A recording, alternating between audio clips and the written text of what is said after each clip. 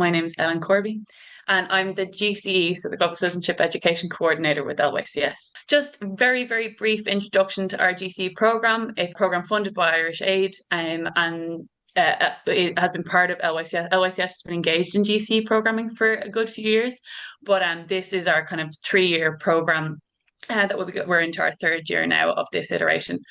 And we have an organizational program where we bring GC into the overall organization. And then we also have outreach into other parts of the community that maybe are a bit more seldom heard in the GC space. And we also offer them in our multiplier program training and ways to connect with other organizations. So I'll be covering elements from our seldom heard program and also our multiplier program today. And of course, if you have any questions or anything for the discussion afterwards, I'm very excited to chat to you all. What I'll cover in this knowledge share is our kind of GC approach in LYCS and specifically with the arts and drama as well. And like I say, we've been approaching global citizenship and social justice issues through the arts in lots of different ways. But with drama and through drama with our adult ed learners for about 4 or 5 years. Our use of theatre the oppressed methods is also something I'll be covering in this presentation.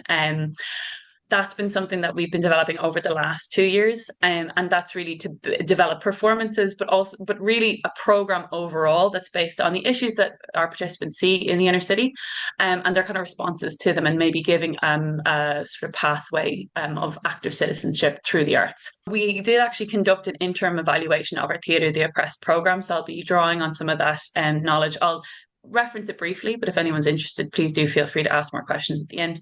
And also the CPD that we offer in drama-based facilitation for organisations and services in the area. And just to touch on this briefly as well, these are the different arts groups that are in LYCS. So we approach arts from a lot of different angles. For example, our knitting group just created care dolls for refugees and new arrivals to Ireland a couple of years ago. But drama has definitely taken over as one of the most effective ways that we found to approach GCE work, especially with people of different experience levels, backgrounds, and also even if someone's English language skills, if there's different levels within the group, then drama offers a different way of approaching these, as well as discussion, which we thought was really effective. That's the sort of introductory element finished. And so I just want to give a little bit of an explanation of Theatre the Oppressed. Now, I don't know, some of you might be very familiar with this as a methodology, so bear with me if that's true. But just to give a bit of a grounding to anyone who hasn't heard of it much before, the reason that we focused on this as a methodology is that LYCS was interested in moving and developing not just for the drama skills, but also in finding a drama methodology that brought in elements of that active citizenship and activism into the artistic process itself. So rather than doing a play about a topic, it's trying to explore the topic through that drama process. And, theatre and drama performances, of course, sort of inherently political in lots of ways, but also fun. So it allows for difficult topics and complex topics to be approached in a playful and also, hopefully, if we do our job right, in a very safe way. So people can explore it, but it doesn't necessarily have to be their own experiences. It can be a character that we create. And so our GC programming is based on that idea of exploring issues through drama, but also, crucially, through Theatre the Oppressed, bringing the audience in different ways. So Theatre the Oppressed was created by Auguste Boyle. So he was a Brazilian theatre maker and political activist. And Theatre the Oppressed methodology is specifically around promoting critical thinking about oppression and power, and the idea of who is powerful, who is powerless in a situation, and how those people interact. So it's not about calling a group oppressed, but it's about acknowledging that in some scenarios we can be an oppressor, and in other scenarios we are the oppressed in a power imbalance. And so being able to empower people who find themselves disempowered in a situation and find a way to take that power back. There's lots of different techniques that I'll touch on. Again, I won't, spend too much time talking about them in this session, but if there's anything in particular you're interested in, please do let me know. So our first foray into Theatre the Oppressed was through forum theatre. So again, that idea of active participatory theatre, but this methodology specifically creates a scenario where an audience can see a scene through and have an opportunity to change the scene. So you've got 3 different roles. The Joker, who is someone who acts outside of the scene. So he or she, whoever is the Joker role is not within the scene. They're managing how you manage the interaction between the audience and the performers. You've got the actors who are there creating the scene, and all audience members are considered not spectators, but spectactors. They're all going to be participating in some way, whether that's just through audience feedback or actively participating in the process. So, for example, if you were to see a scene where there is a person in a position of power and a person opposite them that's disempowered, we see the scene through where that oppression we see happen. And afterwards, we throw it out to the audience. Is there anybody who can suggest ways that this person who has been disempowered in that scenario could change the scene? And you can do that several times throughout. So this was a methodology that we approached with our new drama group. We brought them on board, and we obviously started off talking about doing general drama games, but also bringing in that idea around power and scenarios in which people might find themselves in power, or in that oppressor role, or where they can find themselves disempowered. So we did this program over a series of weeks, and our learners from this group happened to be men aged between 45 and 70. So we decided we'll make this a men's group. It's now developed into a mixed gender group. And we, over a period of about 20 weeks, explored the ideas around disempowerment and the issues that you see in the inner city in Dublin, and where we might be able to explore ways to take that power back. In that interim evaluation, we have a couple of those indicators. 100% of our learners increased awareness of GCE issues, but also we found that the methodology was really successful in encouraging people to explore those issues and to be able to talk about issues that are very complex in a safe way. And so we took our recommendations from those participants and brought them into the second version of the programme. This culminated in our first forum theatre performance, which we called A Dalk Christmas Carol, which was with all the participants who came from the Dublin Adult Learning Centre, so we worked in collaboration with them. And we created a Christmas Carol which talked about generational issues in the inner city. So we had three forum theatre scenes in which the audience could shout out scenarios, ideas to change the scene. So there was something about an unfair employer. There was another scene about a father bullying his son.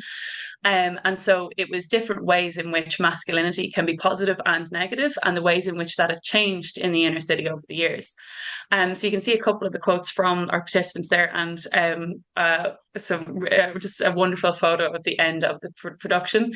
And they really did, take to it. They were phenomenal with it, and the improvisation really gave the audience a chance to participate. And we had a really great turnout, including people's families, but also all of the Dalk staff.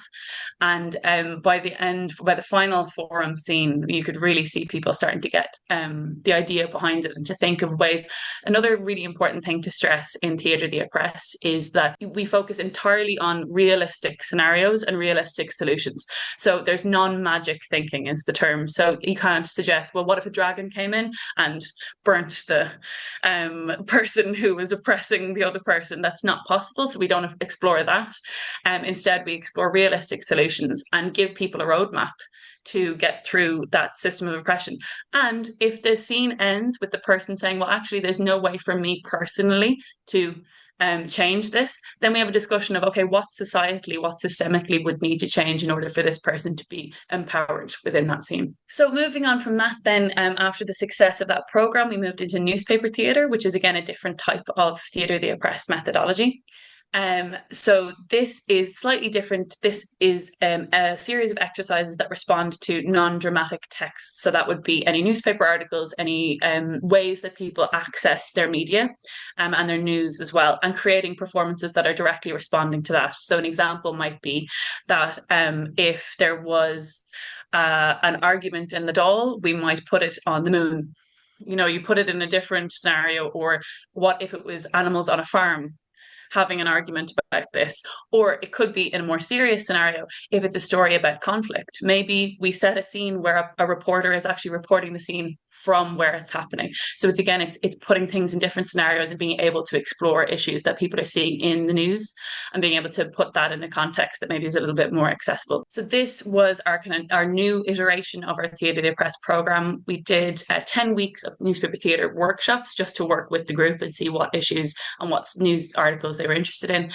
And it culminated in us creating a full one-act play, which was then put on in the Sean O'Casey Theatre, which was exploring social justice that people were facing, social justice issues facing modern Ireland and the inner city specifically, which turned out to be Ulysses, which was a Ulysses-inspired play about two Dublin seagulls who decide to head off around Dublin and see the different issues that are present within Dublin. It was very fun, very farcical, and very silly, but at the same time explored issues of industrialisation and lack of green spaces. It explored issues of changing landscapes within Dublin in terms of Moore Street and the way that people would traditionally sell and sell groceries and sell other ways in a more traditional way, and explored the way that rubbish is disposed of in the inner city as well. So we're able to explore issues that were really important to our performers, but in a really fun way. So to move on from that then, because we've been having so much success from our learners and our actors having such a good experience of it, but also creating this really in-depth and really valuable artistic work, we decided to explore the idea of CPD and mentoring, because we had explored the idea of creating a community of practice, but we're finding that people were participating in a lot of those networks. And so they were asking for more practical experience. So we decided to set up our mentoring in drama and GCE program. And we wanted to be flexible to the needs of different groups within the area and then the services and the way that they might like to use drama. And also to create a toolkit to create confidence and showcasing how these sort of topics can be approached in a really fun way, but in a really active way as well. So this process works. We have our first stage, which is our 2-day training that we deliver with services. Either they can attend in LYCS or we can attend on site there. This explores basic drama facilitation skills. I think a lot of the time when people hear facilitation skills, they think, oh yeah, sure, they facilitate very comfortable facilitation. We focus more on that idea of dramatic facilitation. So being able to facilitate people's experience of, I think a lot of the time when we hear drama or performance, people get terrified, understandably, because they think of Shakespeare or that I'm going to make them stand up and do a monologue. But instead being able to explore that drama really is play, and to encourage people to make mistakes and to facilitate that sort of space. So then once you create that safety, you can explore more in-depth issues in a really safe way. And our second stage that we offer as well, which is optional, is that we co-facilitate with staff members in their service with their service users, their learners, in a way that works for them, and to help them to create a drama workshop that is based around an issue that they're interested in developing. An example of one of the trainings that we did with a group from Meath Partnership, which went really, really well. But so the idea behind this is to create a workshop that people can take the skills from and bring to their own context. So of course, we're not the expert in each service provider's context. They're going to be able to know their learners, know what sort of experience levels they have with drama or with the arts in general, and being able to kind of cater it not just to their group, but also the topic that they're interested in. One of the topics that we suggest, because it's something that we've created our own workshops on, is mis and disinformation. So I can speak a bit more about that later if you're interested in that. But the idea being to be able to explore that in a practical way. Something that arose for us, which is one of the reasons why we speak about that, is that when we were exploring newspaper theatre, one of the things that we found was interesting is that the idea of comparing two news sources in terms of the Irish Times and the Irish Independent is not as common anymore. More people will see clips from the news on TikTok or on Facebook or on YouTube. And so people's media diet and the way that they consume media is very different. And so we wanted to be able to create a workshop that explored that and to give people media literacy and critical thinking skills while still exploring it in an accessible way. So just to cover a bit of the topics that we cover in that training, about how to create a playful environment using high or low focus activities. So that doesn't mean in terms of focused, it means drama games that create a focus on one performer versus that would be a high focus activity versus a low focus activity would be where everybody is participating or everyone is in different groups creating different scenes. So there can be one where there's an audience for a performer versus something where they don't have to perform in front of a big group. It's all everyone participating in the activity together. The idea of solo versus co-facilitation and the things that you might have to be aware of in a drama space that might be different to another facilitation space. Scaffolding and scanning, so being able to create your scaffolding for delivering an activity and also being able to scan the room for what's happening, because of course no matter how hard we try to create a safe place where everyone is comfortable having discussions, if you're bringing in issues of social justice, there are going to be different opinions and different feelings in the room. And so being able to, if you're a facilitator on your own, or ideally if you have another co-facilitator, being able to watch for what's happening. If there's lots of activity in the room, is there somebody who just needs to take a few minutes, or is there someone who isn't being able to access whatever it is you're doing for whatever reason, and trying to bring them back into that space? And then a bit on session activity and activity planning, so figuring out where those activities might fit into the topic that you're interested in exploring. Again, I've got a couple of drama techniques here as well, which I can go more in depth into. I'm aware of time, so if there's anything that comes up, please do feel free to give a shout, and I'd be more than happy to answer any questions. But it brings in that image theatre work from Theatre of the Oppressed and forum theatre skills, balls of mistakes, which is an activity about deliberately passing a ball around and what do we do when we don't catch it, when we make a mistake, and encouraging mistakes, because a lot of the time in life we think of mistakes as a bad thing, but in a theatre space that's where we start to find the really juicy stuff.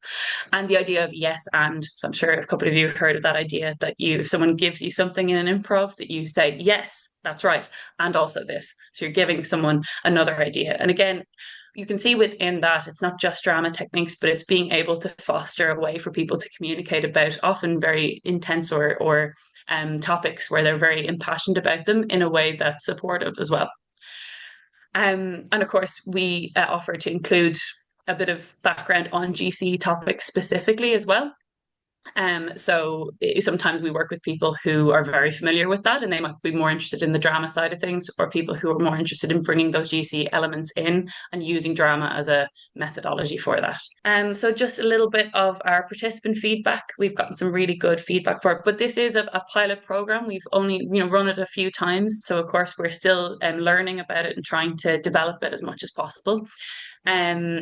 But we've gotten some really great responses, and it's been a really fun space within the room as well, and to be able to meet other facilitators and other GC workers in our area. So thank you so much. I will say too that I'm available at this email address. I can share that as well, and I can share my work phone number as well. Our LYCS website is getting a bit of a revamp. It's a bit outdated at the moment, so if you do look us up, bear in mind there's not very much on it about this program as yet, but we're going to be launching our new website very, very soon. So in case you're wondering why that's absent on there. And also just want to mention as well that if anyone is interested in learning more about any part of that, or if you'd be interested in talking to us about that facilitation element, we'd love to. There's always opportunity for exchange. We'd love to hear about any of your experiences of similar work. So yeah, I will finish up